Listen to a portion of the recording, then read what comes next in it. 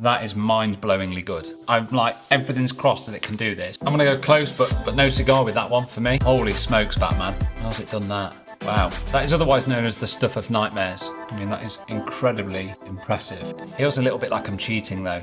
I mean, that's incredible.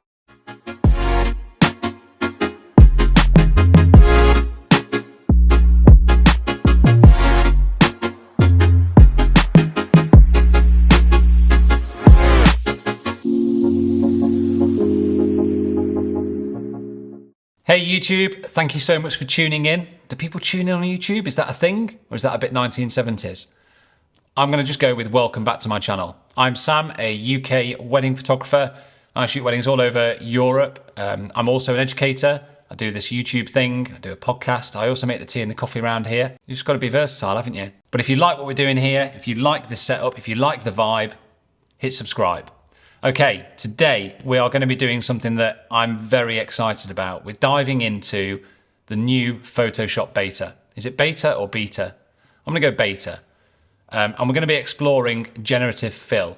Now, if you haven't seen the reels and the TikToks doing the rounds of generative fill in the new Photoshop, where on earth have you been in the last few months? Have you been off grid? Because you can only have been hiding under a rock if you haven't seen it. This thing has completely taken the industry a bit by storm. But just to be totally clear, I haven't even opened it yet. I haven't looked, I haven't tried, I haven't experimented with any images at all. So this is my first look and first take on generative fill in Photoshop beta. So I've got 10 images, and I've seen that plenty of people and creators out there have been using this new tool to kind of really manipulate the image, to basically kind of, I suppose, create another version of that frame. And I suppose it kind of crosses over into the world of art.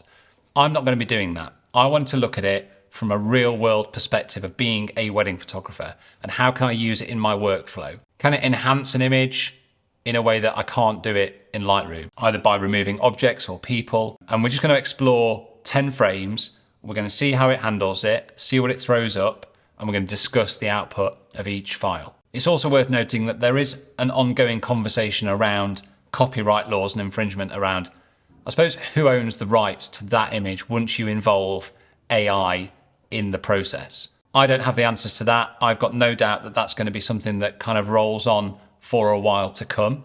But for now, I'm just going to explore how it works around these 10 images. I'm going to give it a score as well. So if it produces what I would say is a usable frame and it's impressed me, we're going to give it a score. We're going to give it 1 point. If it doesn't and it fails or it lets itself down, then we're going to mark it against AI. We'll just see what happens. I've also picked a few images that I think will catch it out. I almost don't want it to get them right because I'll be absolutely staggered if it does. So the first thing we're going to do, we jump on the screen and you are going to need to install Photoshop Beta from Adobe Creative Cloud. So you just log into your Creative Cloud account, get the Photoshop Beta app. Let's just get straight into one of the images. And this is the very first one. And I'm going to start off with what I think is the easier images that it's going to be able to handle. And the first thing we're going to do here is try and remove this member of staff that has conveniently stood in the background of my shot. Now, if I was trying to do this in Lightroom, I know that this wouldn't be as straightforward as just literally cloning him out. There would be a bit of complexity to this, but let's just use the lasso tool. We're going to draw around him very loosely. And there we have it. And this is the box, I believe, where we hit generative fill. And I'm actually going to put remove person. It would help if I could type properly. I'm under pressure, you see. Generate. I'm excited. Okay, that's not a bad first attempt. So it appears to have taken him out relatively well. It's replaced it with a few other objects by the looks of it. And we have over here on the right hand side, we have a few variations. Let's just see what they are. Okay, that's nice. That's a chair. That's not bad. That is not bad at all. But again, that was quite a straightforward one. But what it's done is I'm impressed that it's brought in other objects into the frame. It's not just cloned it out and maybe pulled these lines across. It's actually replaced it with something.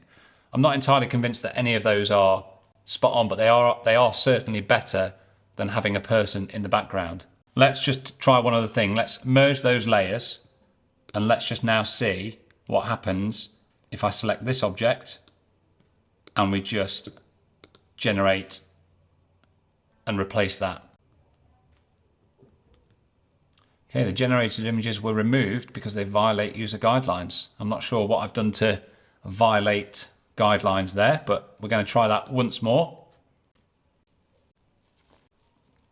Coffee's good round here. Okay, I'm not interested in seeing the guidelines. I'm going to try that once more and I'm going to put remove. Okay, so I'm not sure really what's changed there in terms of why just putting the word remove in has now allowed me to remove that object.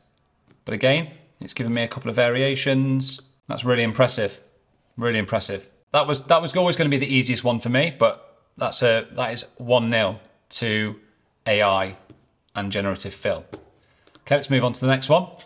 Okay, so this doesn't happen very often, but let's say, for example, I love this image, but I wanted to create a portrait version from this frame. So let's just take this image a little bit higher and a bit lower, make a portrait crop. We'll just do it very loosely.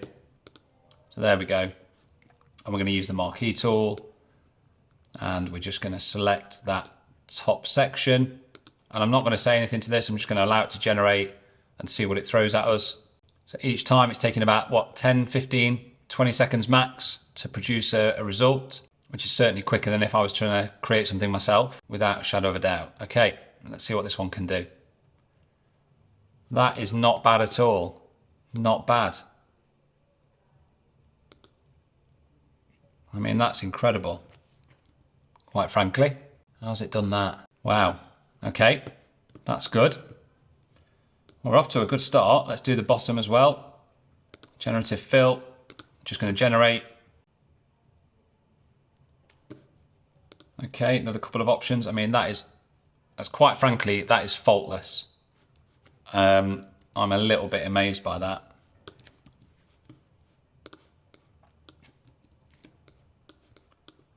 Wow. That is incredible. It's definitely got me thinking, would I now do that? Would I use that as an image? It feels a little bit like I'm cheating though. And that's always what I'm going to struggle to get over. But there'll be a lot of photographers that won't have that doubt or question. They will just go and do it. But I know that I didn't take that shot. That is half and half. Half me, half AI. Okay, that's 2-0 to AI. Okay, next frame. So this has happened once or twice in my 10-year career as a photographer, and that is, can you take a person out of the group photos? And depending on the complexity of the shot, sometimes it can be quite straightforward, sometimes it can be incredibly challenging, but it would only be right in these 10 images to use that as an example. So let's try this guy on the end, because the guy on the end is always going to be the easiest one to remove. So again, we're just going to use the lasso tool. Just going to draw around him very loosely. And this time I'm going to give it the prompt again of remove person. And let's see what it can do here. This should be pretty straightforward, but wow. Okay, that is disturbing, I would say. That is not what I asked it to do. It also looks, quite frankly, terrible. That's just as shocking, if not worse. That's better. So my third variation, it's done what I asked it to do, which is to remove that person. Okay, I was a little bit mortified then at first. Let's try trying to remove maybe a person that's a bit trickier to take out now, which is this guy here, because he's sandwiched between two other people. So we'll just go around his shadow. Again, I'm doing this relatively loosely. And this is a bit more complex because he overlaps another person as well. And remove person. I'll be surprised if it can do this. What do we reckon? Yeah, it's not done it, has it? So That's not great. Neither of the variations work. That's where it falls short. So it's been fine removing the person from the end, but it has drastically got it wrong. It's replaced it with the most hideous of characters that don't look real, instead of actually just removing that guy and taking out that person altogether. So I'd say that's a split result, 3-1. Okay, next image. Okay, this is a very recent frame, and this is one of those that I would love to be able to remove this table from the background of the shot. It doesn't ruin the shot, but it also is a distraction that I just don't want to be in there. But I know that if I was to have to Photoshop or clone this out, it would be incredibly complex because I have to create the background. I have to envisage what is it that sits behind that table, because I don't know what sits behind that table because I can't see it. So this will be a challenge. This is now, we're turning the screw a little bit on AI. This is now what I would consider to be a bit more of a challenge than the previous couple of examples. Let's just lasso around that. Let's try and get it as close to JP's suit as we can. Okay, and we're just gonna generate. Let's just see what this gives us without any prompt or command. Come on. Holy smokes, Batman. Is that for real? That is mind-blowingly good. Wow. So it's created the base of the door, what appears to be a little step. It's put some plants in there and it's extended the foliage. It's put a shadow across it. Wow, that is quite staggering. Let's see what the alternatives are. Okay, so it appears to have put in some sort of... That's a little bit messy on that side. I mean, that is more than usable. And that, for me, is probably the perfect example of where AI is going to feature in my workflow as a wedding photographer, because I couldn't have recovered that. I couldn't have created that image without this feature. The table would have just been left in for me. You can also see that I'm in the reflection of the glass over here. So let's just see if, I mean, given that it's removed that table, this should be pretty straightforward. Yeah, absolutely faultless. Like I was never there. That is, I'm a little bit lost for words. I can't quite figure out how it's done that. Does that mean that I don't own the copyright to this image now because I've used AI to remove a table? Questionable. Would I deliver that as an image to the client and not say anything? Yeah, I absolutely would. That is a very impressive. I'm struggling to figure out what to say on that. I can't quite believe it's done that as well as it has. Brilliant. Okay, next one. Now I feel like we're really sort of ramping it up a little bit here, and this is now becoming a bit more challenging. And again, after that last one, I'm intrigued to see what happens here. So if anybody follows me or has followed me for a while, you will know that one of my pet peeves is seeing the feet cut off from a frame. And this, although his feet aren't cut off from the frame, it drives me mad that I can't see David's right shin and foot. So let's throw it a bit of a curveball and see if it can remove this bush here from the shot, but also reimagine David's right shin and foot. There's surely no way it can do this. This is beyond the realms of what we know as possible for photoshopping. This has never been achieved before, especially in how long's that been? 15 seconds? That is very impressive. Again, we've violated user guidelines. The variation isn't great, but it's imagined his foot. There's a shoe in there. The shoe looks very similar. I think on closer inspection, it's not the best. Do you know what, actually, this would be a really good time to just undo that and let's try deleting that layer and let's see what happens if we just do it again. But we just do a slightly different, slightly wider lasso around the bush and we put remove. It'd be interesting to see if this throws up a very similar result or it gives us some other variations, because we haven't done much that's been different in its command. We've still selected the same area, still given it the same prompt. So this time it's completely taken the bush away, that's you. That's your mind, not my mind. Let's have a look at that. Okay, the foot looks a little bit messy on that one.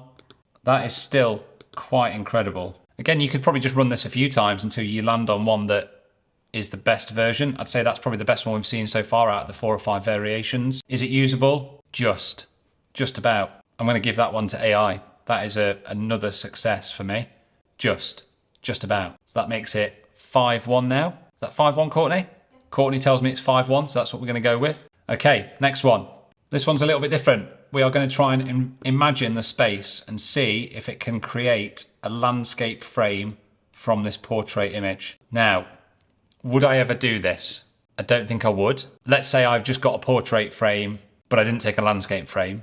Then maybe there's an argument to be had for, well, this could help. But don't worry, I did take a landscape shot, so I know that I have a landscape shot of this scene in the bag. But let's see what it does. Let's see if it can imagine a space that it doesn't know what it looks like and give me something that's usable.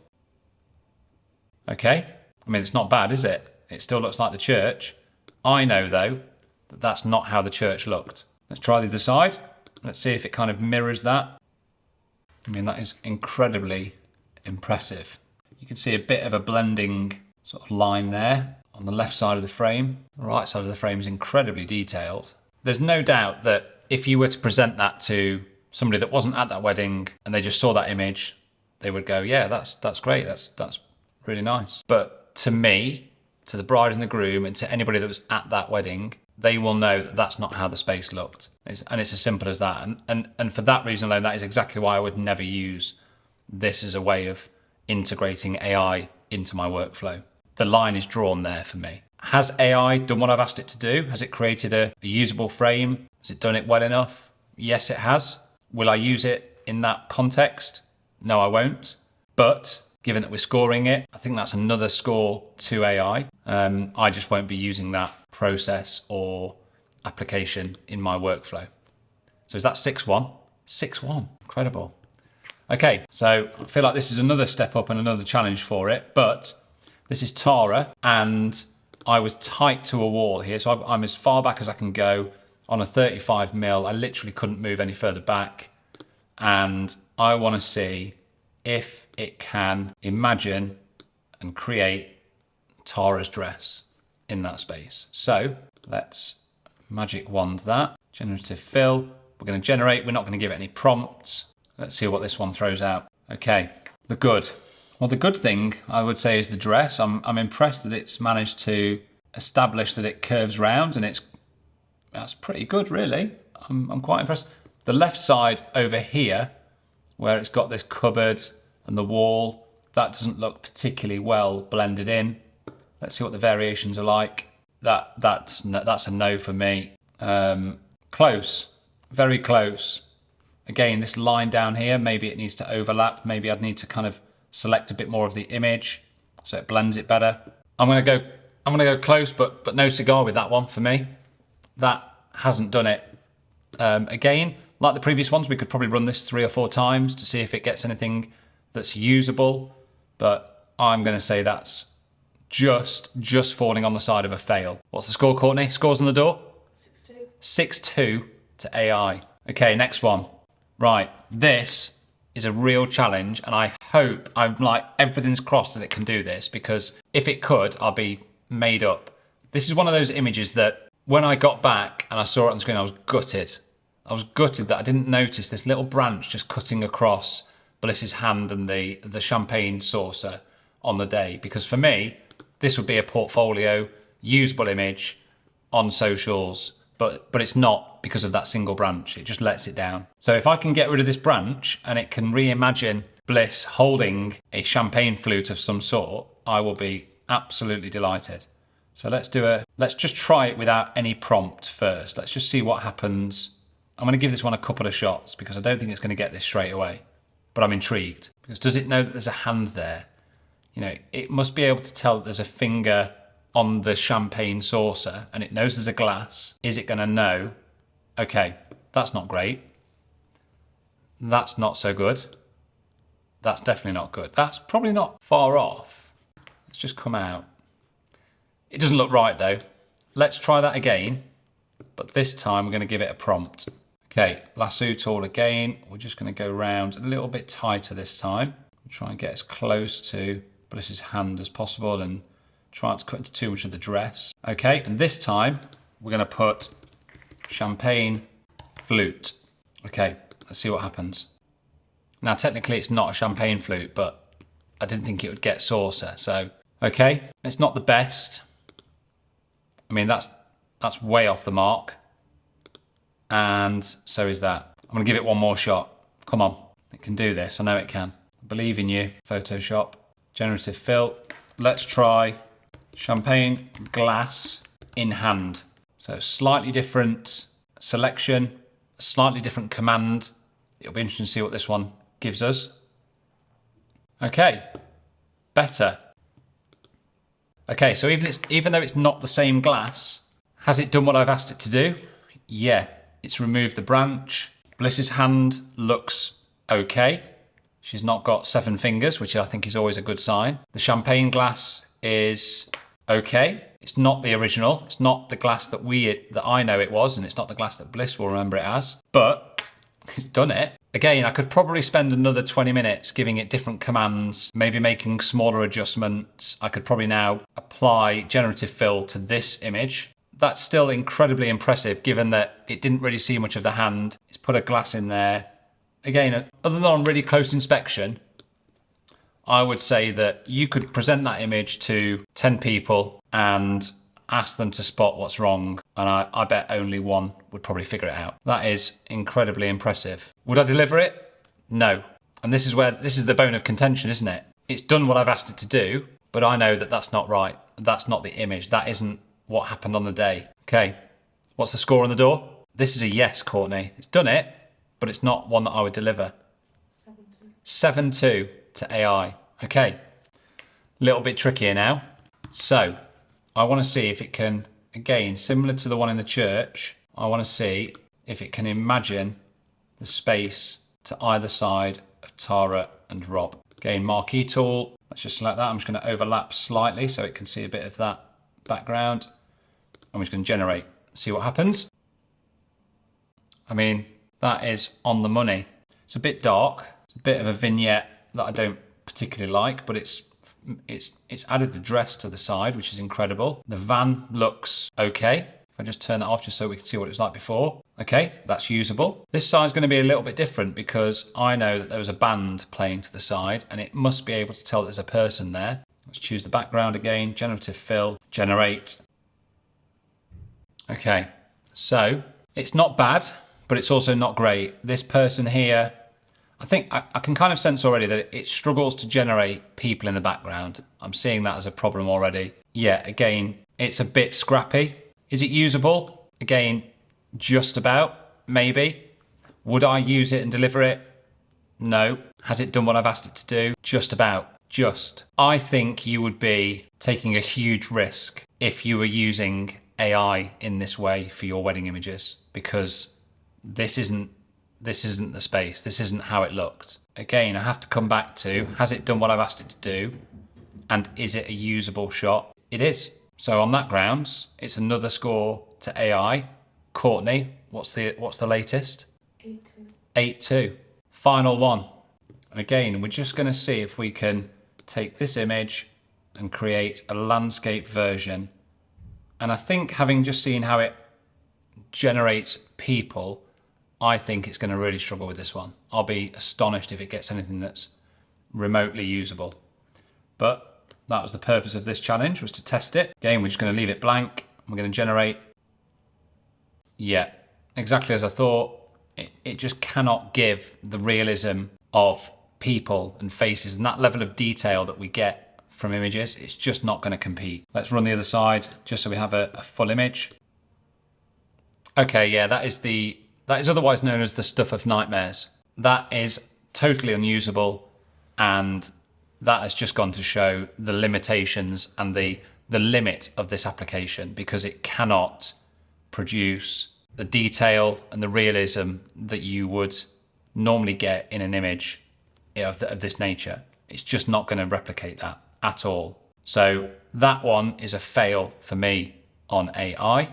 So that makes it 8-3, Courtney. So all in all, here are my closing thoughts. First and foremost, it is undeniably impressive. There is no doubt in my mind that Photoshop beta and AI generative fill, they're not going anywhere. It's going to be a mainstay, and it will absolutely, without question, be used by anybody that works within wedding photography. No doubt, no two ways about it. However, how it will be used remains to be seen, because for me, I can only see it being used to clone out very detailed, challenging objects or people from images.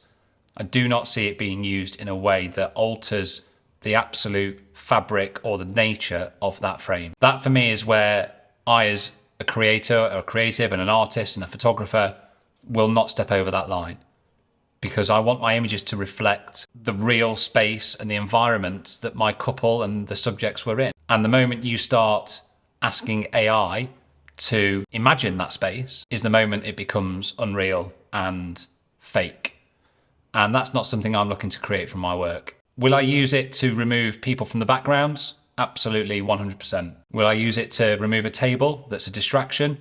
Absolutely, without doubt. Will I use it to increase the size of the landscape of a shot? No, I won't. That is where I will personally draw the line. And I think it's going to be down to every photographer, no matter what field you work in or practice, to have that internal discussion and to set some parameters and some guidelines around how it is you're going to implement this into your work. So I'm intrigued to see what you think. Let me know in the comments below if you're using it, what you think to these examples, and if it's going to be something that you work with moving forward. If you like this video, if you like what we're doing, if you like the vibe, hit subscribe. Can't wait to see what you say in the comments below. I think this is going to be a really fascinating discussion. It's certainly not going away, and I can't wait to see how you guys are using it over the coming weeks and months. Right, back to my cold coffee. Cheers, guys.